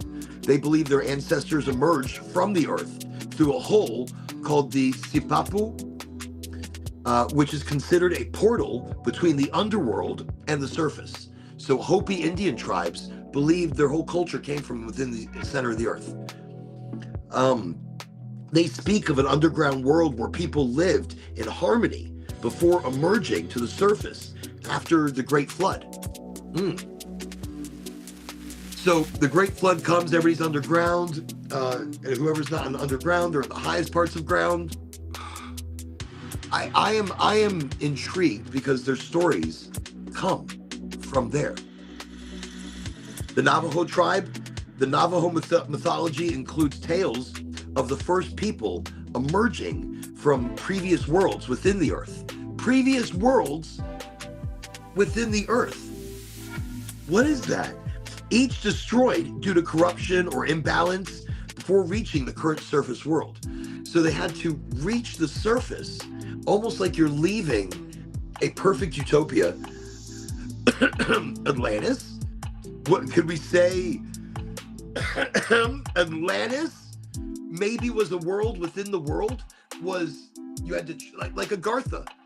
Atlantis and Agartha, the Buddhists, believing Agartha was a living, breathing city that is still thriving to this day and is totally separated from our culture. So they describe Agartha in the same way that Atlantis is described. Same culture, same system of inner water travel, just future tech, or I guess future tech for what would even be future tech at this point? We are so futuristic at the point. We got flying cars, freaking drones, we've got aliens knocking down the door, we've got laser tech, teleportation. I don't exactly know what they were teleporting, but they were teleporting some shit. And they did it over great distances. That is Star Trek. So anything you watch on Star Trek, we're doing shit right now. We've got replicators, we've got machines that build shit. You tell it what it wants. This is what I want. And it may take a long time, but it builds you something. I need this part. Here, take a copy. Boom, do this, do that, boom, boom. We are in the future right now. We are in future tech. So, living underground. The Aztecs believed their ancestors emerged from the Chicomozdoc. You gotta get angry. Aztec talk is angry. Here we go. I got these glasses. I don't see shit. Here we go. The Chicomozdoc. It's kind of Russian, isn't it?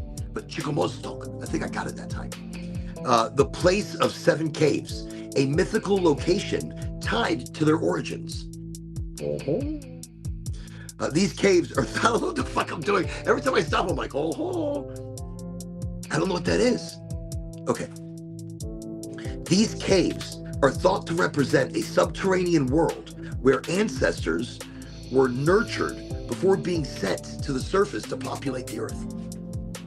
So like a beginning, being born from Mother Earth. I believe very deeply in earth worshiping.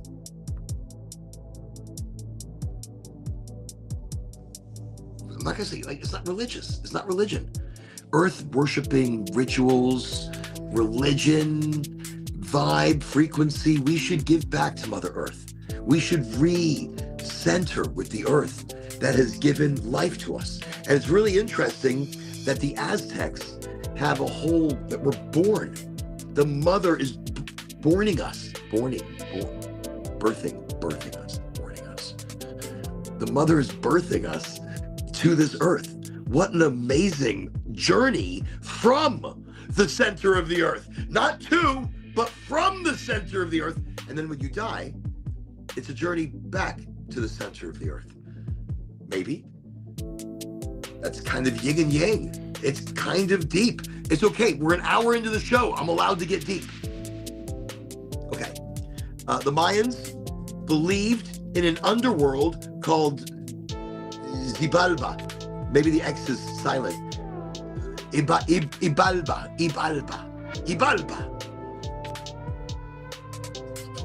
Accessible through caves and cenotes or cenotes.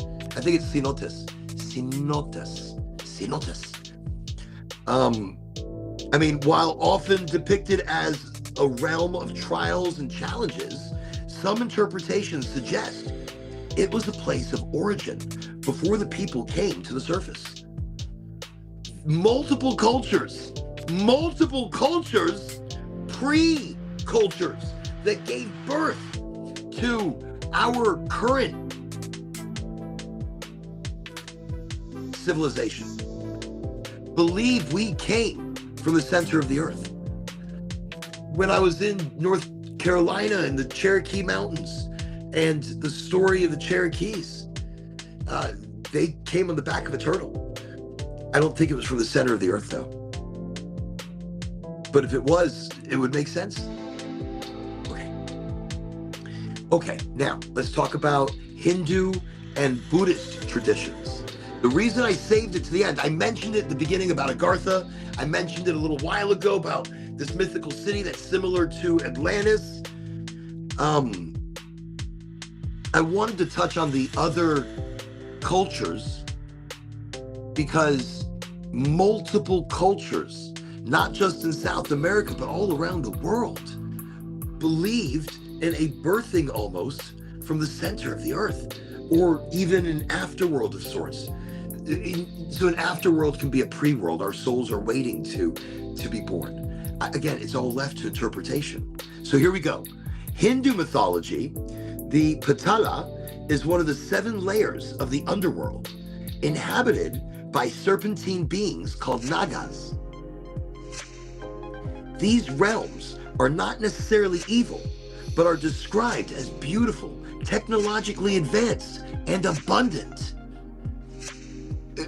Please hear what I'm saying. The Hindus and the Buddhists believe differently, but not about this. Tibetan Buddhism The sacred city of Shambhala is sometimes linked to a hidden world beneath the Himalaya. It is described as a paradise where enlightened beings reside. I mean, look, it goes, and then details of this place both describe almost perfectly the life that Plato described of Atlantis and its surroundings and how it was put together. That's pretty wild. That's pretty wild. Right there, multiple cultures all coming together to believe in underworld societies, layers below the earth. So that's why earlier I was saying we don't even know our own oceans. We don't even know our own planet. Up in the Siberia, big holes opened up. Was it in the Siberia? It was in Russia. Somewhere in Russia. Russia's big place. It's not tiny, it's big. It's big Russia. But somewhere in Russia, there's these holes. Perfectly circular.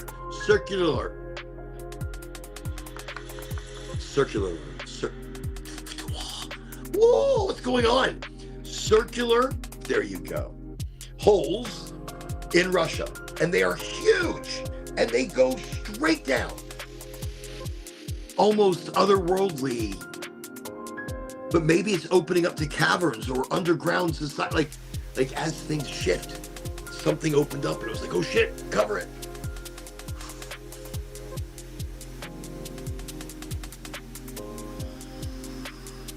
So I think a lot of those cultures come together. Now, it wouldn't be fair not to give the Greek and Roman mythology behind it.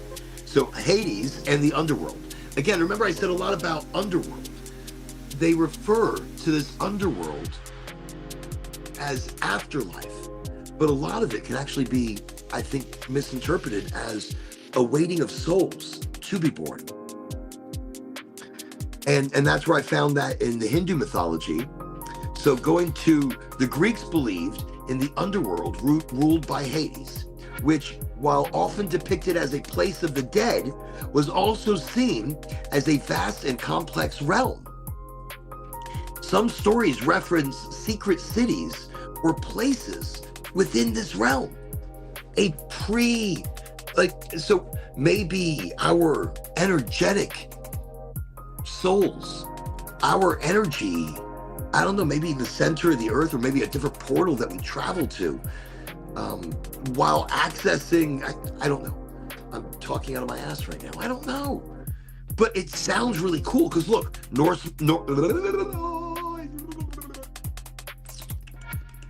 wait.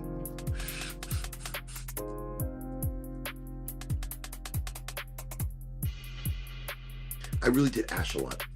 I did a lot of ashing. Okay, let me go back to the positive mental attitude because over here, I can't smell anything, but it's Parmesan sativa. I don't know why I talk like that about it. I mean, it's okay. It's not a great smoke. I mean, it's okay. It's a good. It's like a Parmesan. It's like a little sprinkle of a little Parmesan. It's like a little sprinkle of a little sativa with very little flavor and a lot of coffee. So this is not from my favorite people, but this is. So we will finish this and continue. Okay.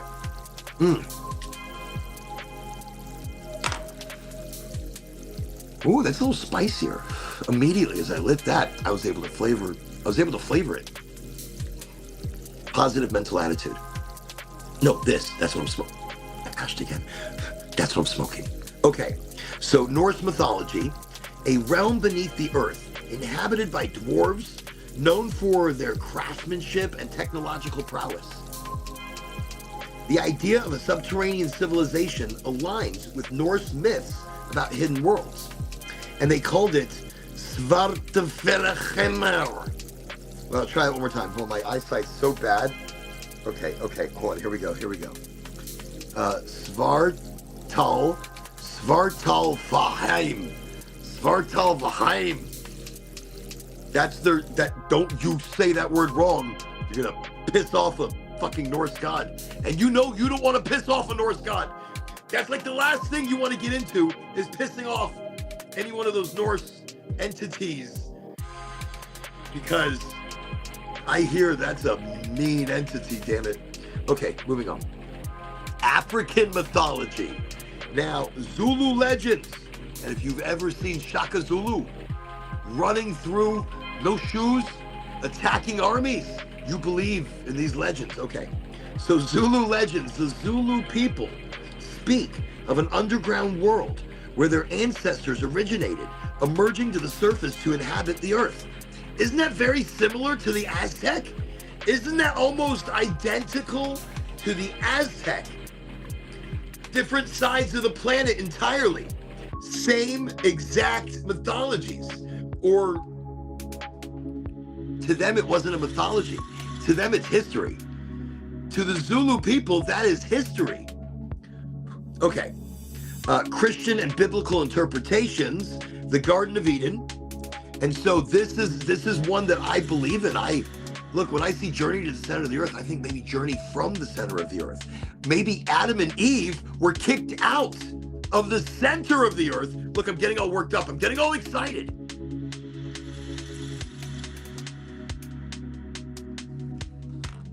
Nick's over here. All people have a story of the flood. You're right, because the flood happened. The flood flooded all cultures. And in that, it destroyed, I mean, like there was Indian cities in India that they're just now finding that were myth. And they're finding them and they're like, oh my God, they're not myth. Or oh my gosh, wait. The best was the epic of Gilgamesh. Gilgamesh, yes. See, there's so much history we need to unlearn and relearn. We didn't learn about this in school. That's why you come here to Highly Motivated. You learn about, like, look, Garden of Eden. Some interpretations of the Garden of Eden place it within or at the center of the earth. After being cast out, Adam and Eve were sent to the surface, similar to the myths of emergence.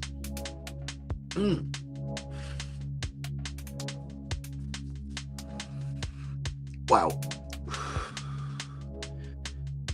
I think it even goes deeper. And it goes deeper. I mean, look, it's not just stories of being sent out of the center of the earth or cast out from the garden.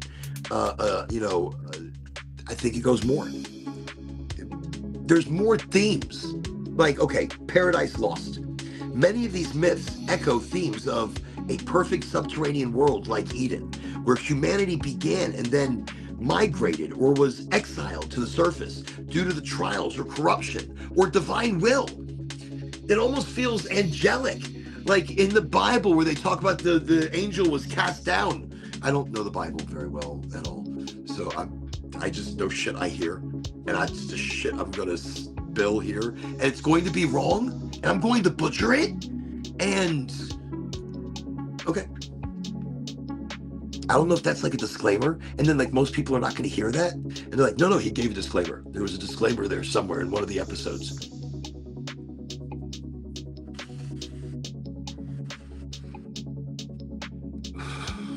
I think in cultures like the Hopi and the Aztecs, the migration to the surface symbolizes renewal and a beginning of a new age, maybe even of existence. Like their talk of existence, the birth of existence, the Big Bang being birthed out of the earth. So you're like an atom exploding or a particle becoming. The God particle becoming, giving everything solidity, everything mass. That's the word I was looking for, solidity, mass. I don't know, these stories often serve as metaphors for spiritual awakening. So each one of these cultures went through spiritual awakenings, like the Indian cultures, the Hopi. I can't remember which one it was, but their Indian braves had to go on a journey where they couldn't eat, they couldn't drink. They had to wait for a sign, a vision. And I think some had to leave and come back. Others were put on a stake and things were rammed through their chest. I saw a movie once. It looked very graphic. And then they put them on they crucified them, but they're not crucified, but they were just as bad. Wow. Until they got visions. and then they weren't brought down until it wasn't to punish them, it was to help them. Don't help me that way. No helping. Or it needs a vision. No, go fuck yourself. I don't need a vision that bad. I'll meditate. I'll take some mushrooms. Then I'll have the vision. Okay. Here we go. But no, I think this is a beginning, a stepping point. And you look at these cultures and you look at that information, and it's more than history. There's a vibe to it. There's a frequency. There's a energy. I believe in traveling maybe to some of these cultures and sitting down and listening to the drum circles, listening to that beat, listening to that frequency, opening your mind and your soul to their stories, because that's living right now. That's not lamenting on the past. That's not praying for a better future. That's making a better future right now. That's learning about history, not thinking about the past. You are learning actively about energy from history, but that's being used in cultures right now. That's the now. That's the energy of now. Go on journeys, go on adventures of historical wonder. Go to museums and see the past, but don't live it. I mean, unless you're reenacting some shit and that's what you like to do, then by all means, get back there. Go reenact some shit. Go dress up and, I mean, I like to act like a pirate. Only a couple times now. Let's not get crazy. Halloween's the big time. You gotta change it up. Okay, so also another thing that I want to talk about tonight, I'm surprised it's actually not here, but I'm glad that we got to talk about the different cultures. Okay, so I watched some of these stories and these questions and these things, and they ask a lot of questions to Neil deGrasse Tyson, I butcher his name, or to the Michio Kaku,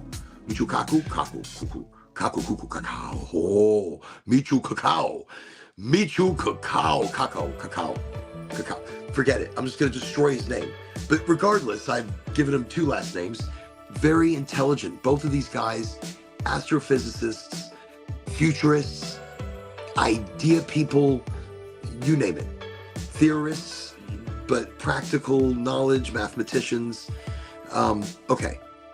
So let's take a moment. And this is an important moment. And I know you're going to think, all right, Oren, we're going to get deep. We're going to get deep. We're an hour and a half into the show, Friday night, Smoke Sesh. We're intergalactic. That means if the aliens are listening right now, which I'm pretty sure they are. I mean, we're international. Hello, everybody in England. Hello, everybody in Israel. Hello, everybody in Poland, in Russia, in China. I know they're out there, so I'm saying hello. Hello, Twitch. Hello, Facebook. Hello, LinkedIn. Hello, LinkedIn. Hello, YouTube. There you go.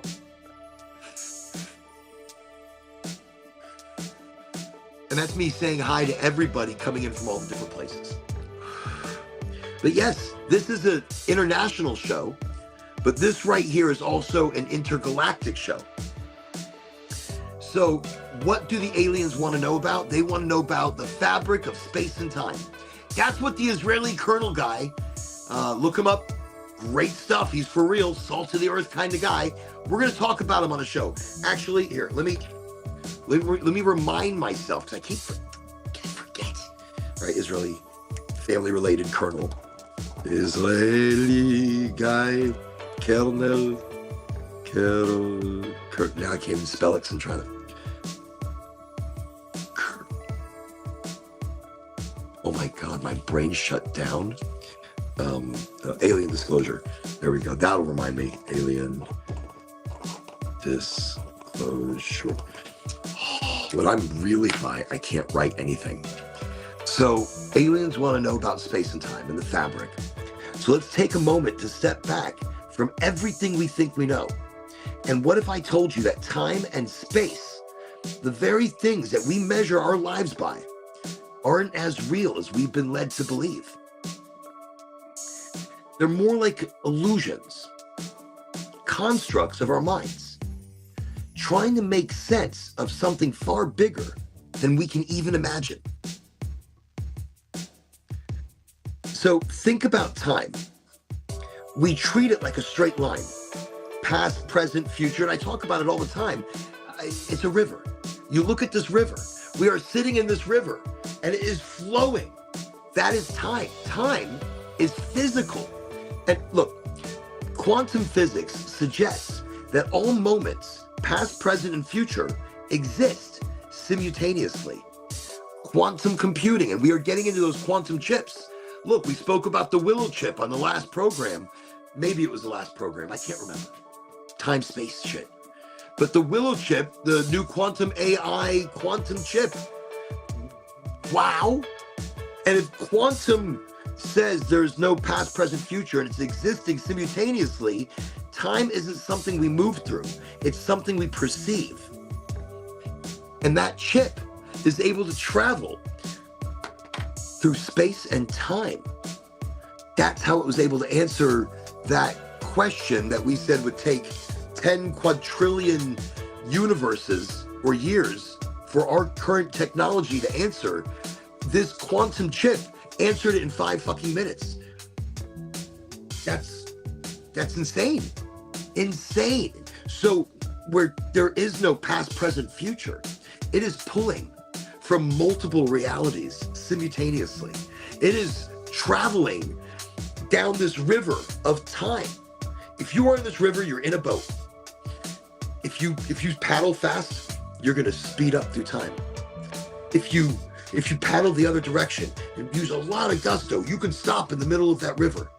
If you use so much energy and so much power, you can go backwards in that river. Like time.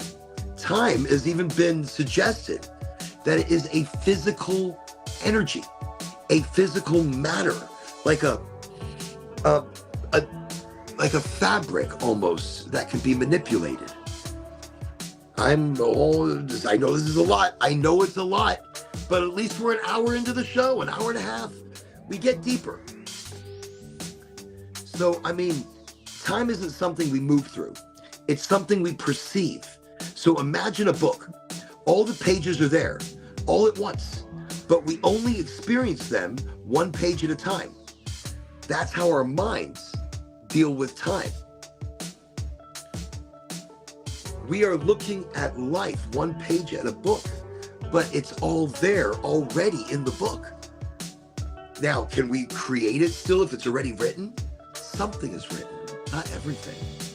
Not every second or moment or feeling or emotion. But maybe it is. Maybe we are just a reflection through a black hole of another universe, of a... God, that's a lot, so much. It's a lot to think about. It's a lot to think about, but you should think about it every so often. Don't let it consume you all the time. Don't let it become you. Because then you go gray. Look at this, look at the gray. The gray has come from too much thought. I've overthunk myself, and it took all the color out of my beard. So, okay, the role of perception. Einstein showed us that time is relative, and it bends, it stretches, it's not fixed. If time can change based on speed or gravity, can we really say it's real? Or is it just a tool of our brains we use to organize the chaos of the universe? That's deep. That's a deep one. That's Einstein.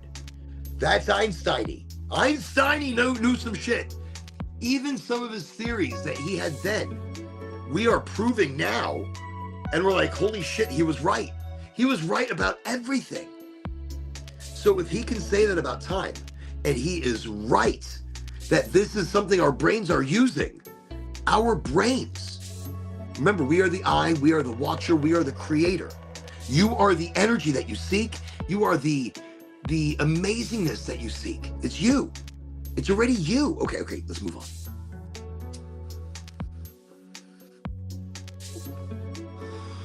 Every time I light the positive mental attitude, it's like it's a little spicy.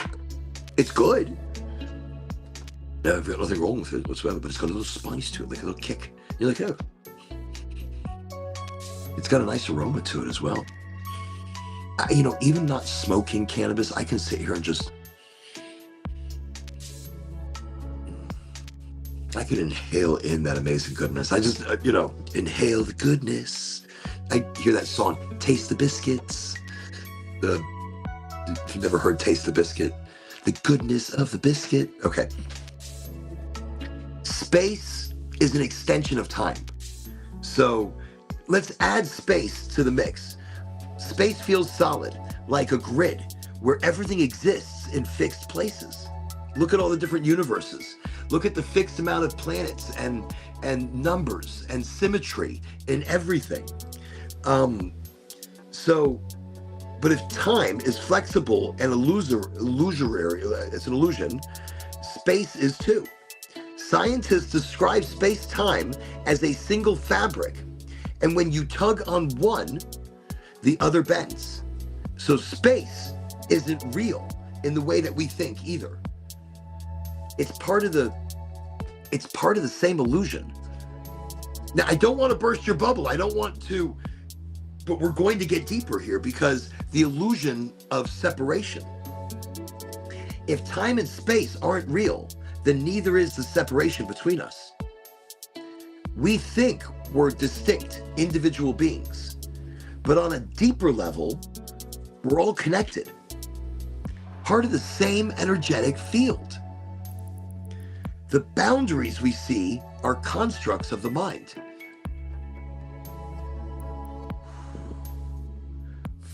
That feels deep because it's real. It's simple. I'm always saying we keep it simple and the big problems just make sense. And the answers come to us like this. This is real. Practical implications and living in the now. So the practical implication of why I live in the now, why I strive to live right now, with the emotion of it, with the energy of it, with this blood, sweat, and tears, with the taste, with the everything. Because I might not get tomorrow. I might not wake up. My universe might be done. So I want to cry if I'm emotional. I want to love. I want to feel emotion. And I can't feel that if I'm then, or if I'm working so hard to run through that river of time, I'm not going to feel anything. So it's the now. You don't have forever. So enjoy this. Don't give a shit what people think of you. Don't have time for that. Don't care about the negative energy. Don't care if somebody's not going to bring their most kindness, because I'm going to. I'm going to do everything I can with every last breath I have to bring energy and kindness, understanding. I'm not perfect. I don't always bring kindness. I don't always bring enough. But this year, I said I'm going to strive. This is the year to do more as a human. Just as a human, we should be doing more. We're not doing enough. We are part of this universe. We are this universe. We are born out of Mother Earth. This, however it's interpreted, through any religion or tribe and civilization of people.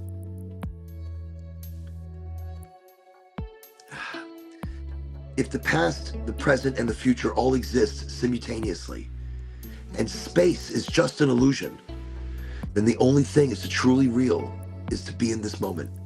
And that's why being present, fully here and now, is so powerful. It's where everything converges.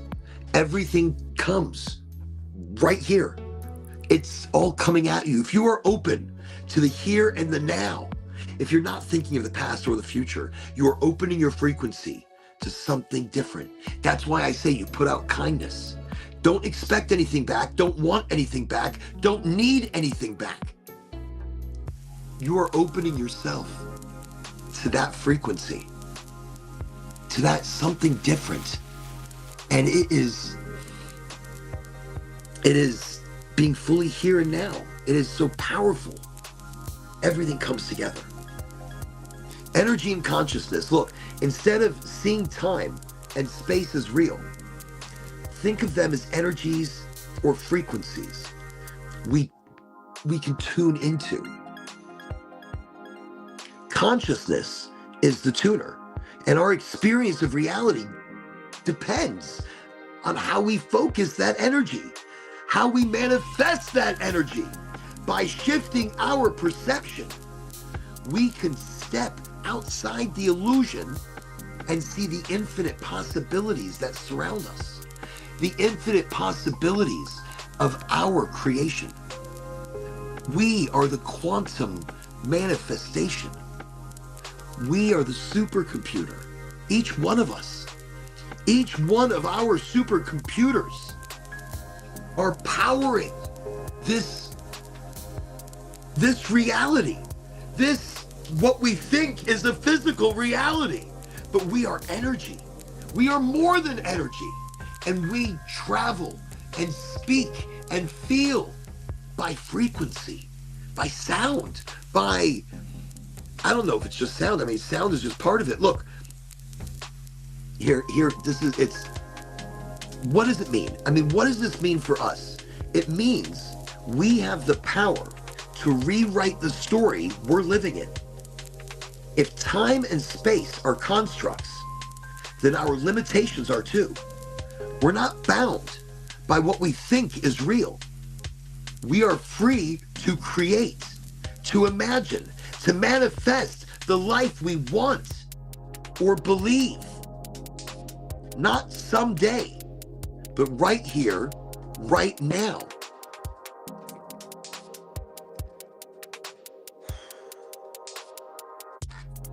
And that's real. That's simple. That's hearing it. And look, time and space aren't prisons. They're tools. They help us play this game of life. But they're not the whole truth. They're not the whole truth. Don't believe anything. Relearn everything. Once we realize that, we can start to see the infinite, interconnected nature of existence. And maybe even start living like it. Now, right now, enjoying the everything we have right now. Like after the show, I'm gonna be eating ice cream. I'm so excited about it. It's like a really good vanilla ice cream. Holy shit. I will be then living in the now. Nothing else around me will be going on but me and that ice cream. I have to test it. I'm like, you know what? I'm just gonna have some, maybe some cookie crumbles in there. Oh, splashing. Maybe a little chocolate syrup. Now it becomes more than just the vanilla ice cream. I have to stay away from ice cream. Completely. But especially at night, past whatever time the show is over, stay away from ice cream. Don't eat. Look, it's not good for your body. Your body needs to purge. It needs to rejuvenate. It needs to assimilate the minerals and nutrients and vitamins. It needs to take everything that you've brought to it throughout the day. The sunshine, the emotion, all the goodness, the badness, the whatever you've brought to your body. Now, it needs to process. So don't eat past like 8 o'clock. I am so hungry right now. You shouldn't even be drinking sodas or shit like that, just like water. Past 8. Let your body process. Let it break things down. I think it's even past 5 you shouldn't be eating. That's why older people are so smart with the early bird special. They know something. Listen to the older generation. There's a reason they're eating earlier. I don't know what it is, but I'm gonna go find out. Not right now. It's too late. They ate at like 3 o'clock in the afternoon or something.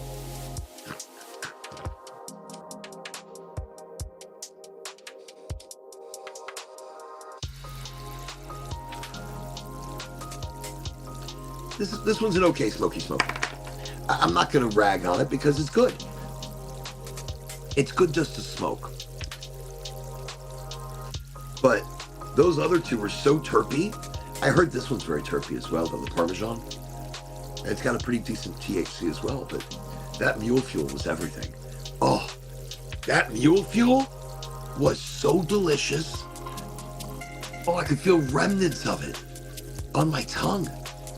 I could still taste it. So smooth, so delicious, all the way down to the very last drop.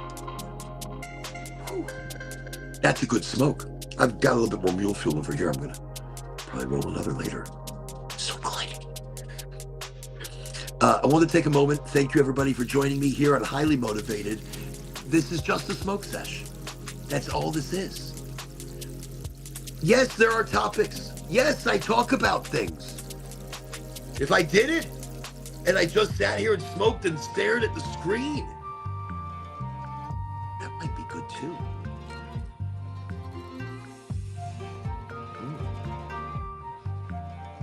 This one's a little stinky. Like I could taste like a little old school skunk on the back of that. This music kind of makes me feel like I'm in medieval times, and I need a grog of beer, or like a cider, or maybe a good mead. Oh, bring me a mead. A mead would be beautiful. Ha ha. That's what the music feels like right now. Like I've been transported to a medieval pub, like a cafe of sorts, a medieval cafe. Frog legs on the menu today, Sam. Oh, excited.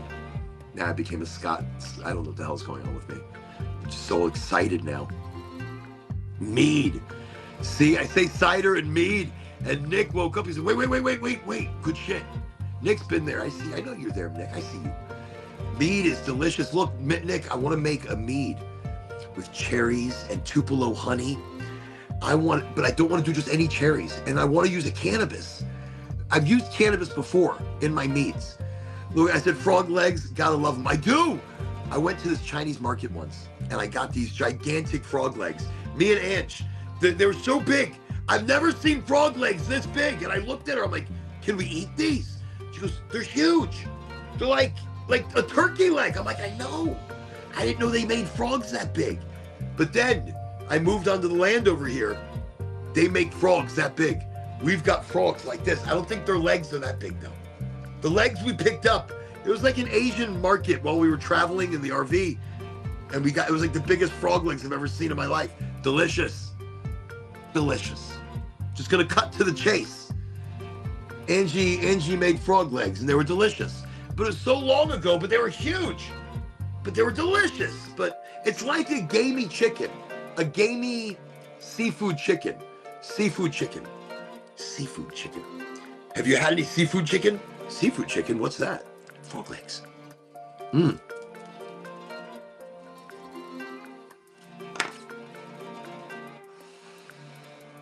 But no, mead is a delicious thing. And my next mead I want to make is with Tupelo honey,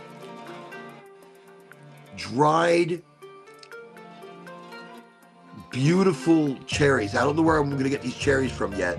Maybe something, maybe a rare, I don't know what kind of cherry yet. It's got to be amazing. It's got to have a deep, beautiful color. Also, I'm going to put hibiscus. Listen, what I've been doing with the teas, I've been learning so much.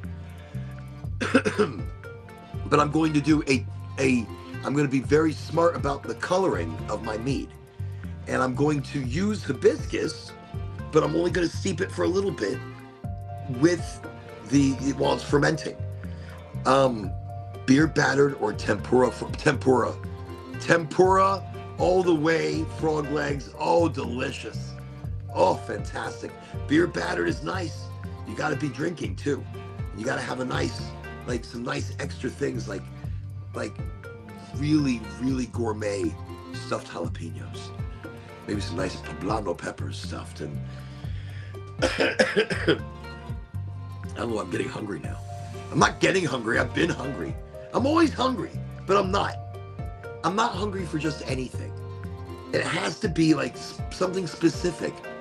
And if I'm high, It's easy. Crunchy, cheesy, chewy. It's got to be crunchy. It's got to be cheesy. It's got to be chewy. It can't be Taco Bell. You can't go easy, because every time I go easy and I go Taco Bell, there are problems.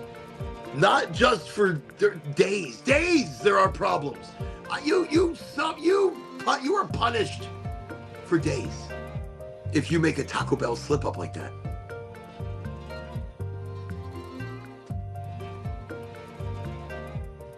The funny thing about Taco Bell, every dish is made with the same ingredients. Pretty much. One of my kids, he works at Taco Bell.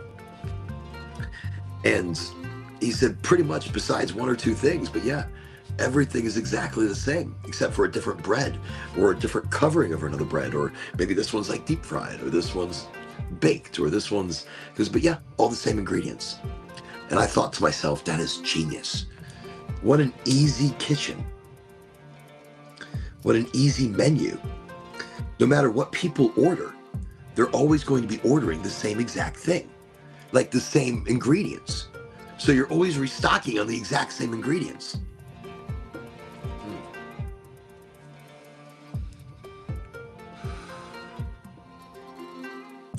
Nick's over here talking about frog legs now. I'm so excited. I'm so hungry. Some tempura frog legs. Delicious. Wow. With a gorgeous mead. So the mead is going to be, it's going to be cherries, like dried cherries, Tupelo honey. Some cherries dried.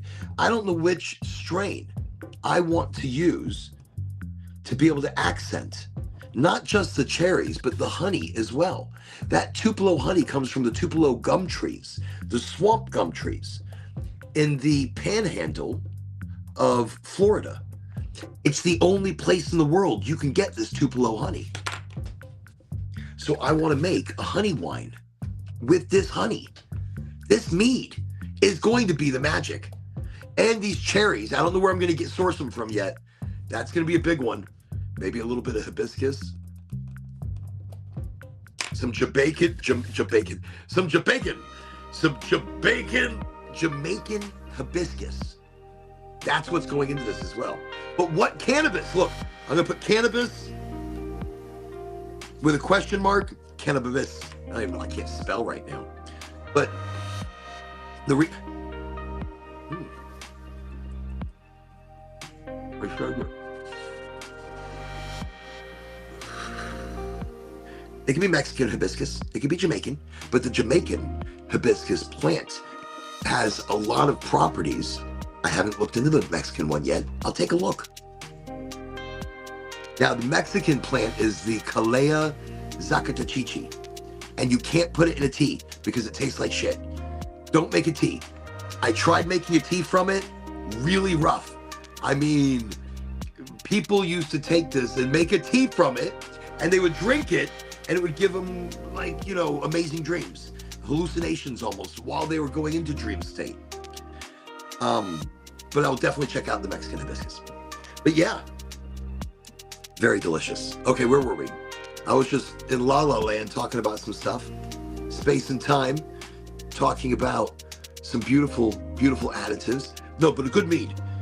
So what cannabis I really like a good citrusy inspired cannabis, but not overly burnt. Like there's literally a strain from a company right now called burnt orange. And when you're smoking it, it tastes like burnt orange. So when you put that into the mead, it's going to make the mead taste like a funky burnt orange. Not necessarily bad, but not what I'm looking for.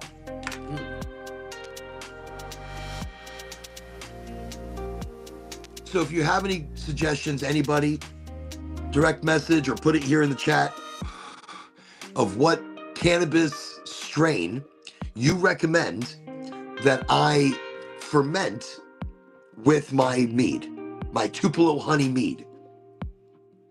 So I'm curious to see what you come up with, and if you don't come up with anything, I'm going to come up with quite a few suggestions by the next show. And also on the next show, I think I want to talk about that Israeli guy. I want to talk about the colonel or the general colonel, the colonel general. We'll get to it. And I mentioned it before, but he talked about disclosure. He talked about in detail. And now my brain went blah, blah, blah, la, la, la, and I can't remember anything. But he talked in detail about disclosure. So we're going to get to that maybe on our next show, which is going to be Sunday, but it might be late. Sunday's show might be like an hour late. I don't know. I'm not rushing myself. I'm not rushing anything. I have plans on Sunday. It's a pizza party, and I am excited about a pizza party. But when I'm done with the pizza party and I've had my fill of pizza, I've got to test every pizza. I've got to make sure it's all good. Because I don't eat bread a lot. I don't eat pizza. It better be good pizza. Better be good pizza. I'm coming. I'm going to be there.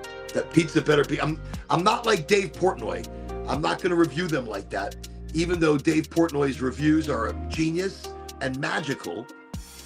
And he has a skill in describing what the perfect cheese pizza should be, or even a good deep dish, or even a Brooklyn style or a Sicilian style. He's broken it down, and there's some delicious pizzas. I'm not sure it's going to even be on that scale, and that's okay. But the energy and the vibe of the place will make the pizza taste better. The energy of the company and the people that are going to be there will make the pizza taste gourmet. And I bet you, actually, I already had the pizza once before. It's not bad. It's not bad pizza. It's okay. It's pretty good. I had quite a few slices. I went back for seconds and thirds. So it can't be too bad if I went back for seconds and thirds. So pizza party. So I might be late on Sunday. But this Sunday, we're going to talk about that colonel, the Israeli colonel. We're going to talk about disclosure. We're going to talk about what he released in his news press conference and the people that he was connected with. This guy was the director of the space agency for Israel for many years. He is a salt of the earth type of individual, would never lie, and doesn't do things for gain. He even said, he goes, look, you say what you want to be. I don't give a shit what you think. I know what I know, and I'm telling you what I know. And it's the truth. So we're going to talk about that in Sunday's show. Sunday, I'm putting a big Sunday show right here. I'm excited. I'm excited for you to know what he has said. I mean, look it up yourself. You can find out. It's out there.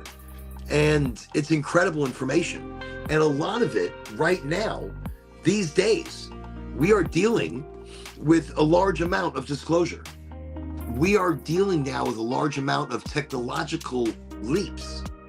Right now, all of a sudden, there's a lot happening in our world and in our lives. So it's easy to be overwhelmed. It's easy to be pushed back sometimes. You be strong. You be powerful, because you are more than what you think you are.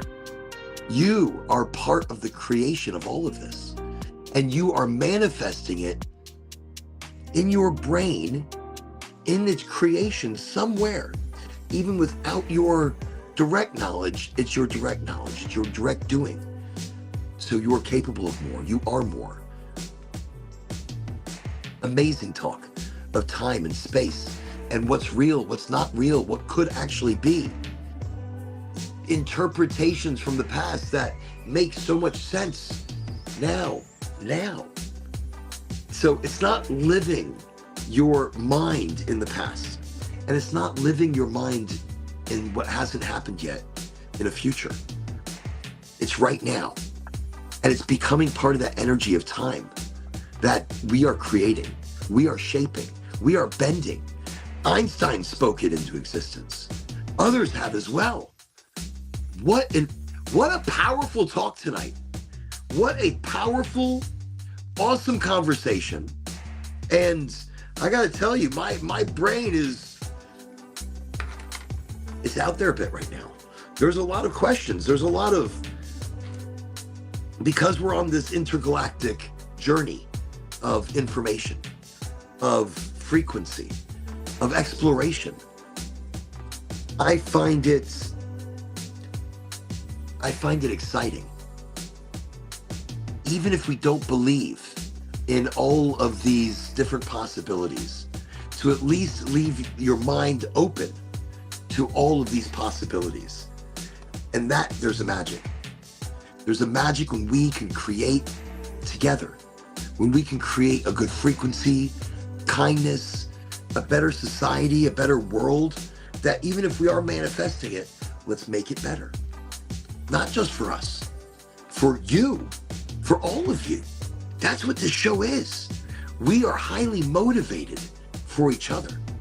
We are highly enthusiastic for life. And we are enthusiating. I found out it's a word. It's a word. I asked somebody, I was like, enthusiate? They're like, enthusiate. It's a word. We are enthusiating other people. That's an ass-kicking thing. And that's magic, and that's power. That's energy. And I'm so excited by it. So excited. And I'm so excited to have all you people here, all you good people, all you good humans. What the fuck is coming out of my mouth? All you human beings that join me for this show today. Not that I'm not a human being. I'm a human being with you other humans. So just all you, all right, whatever. All of you people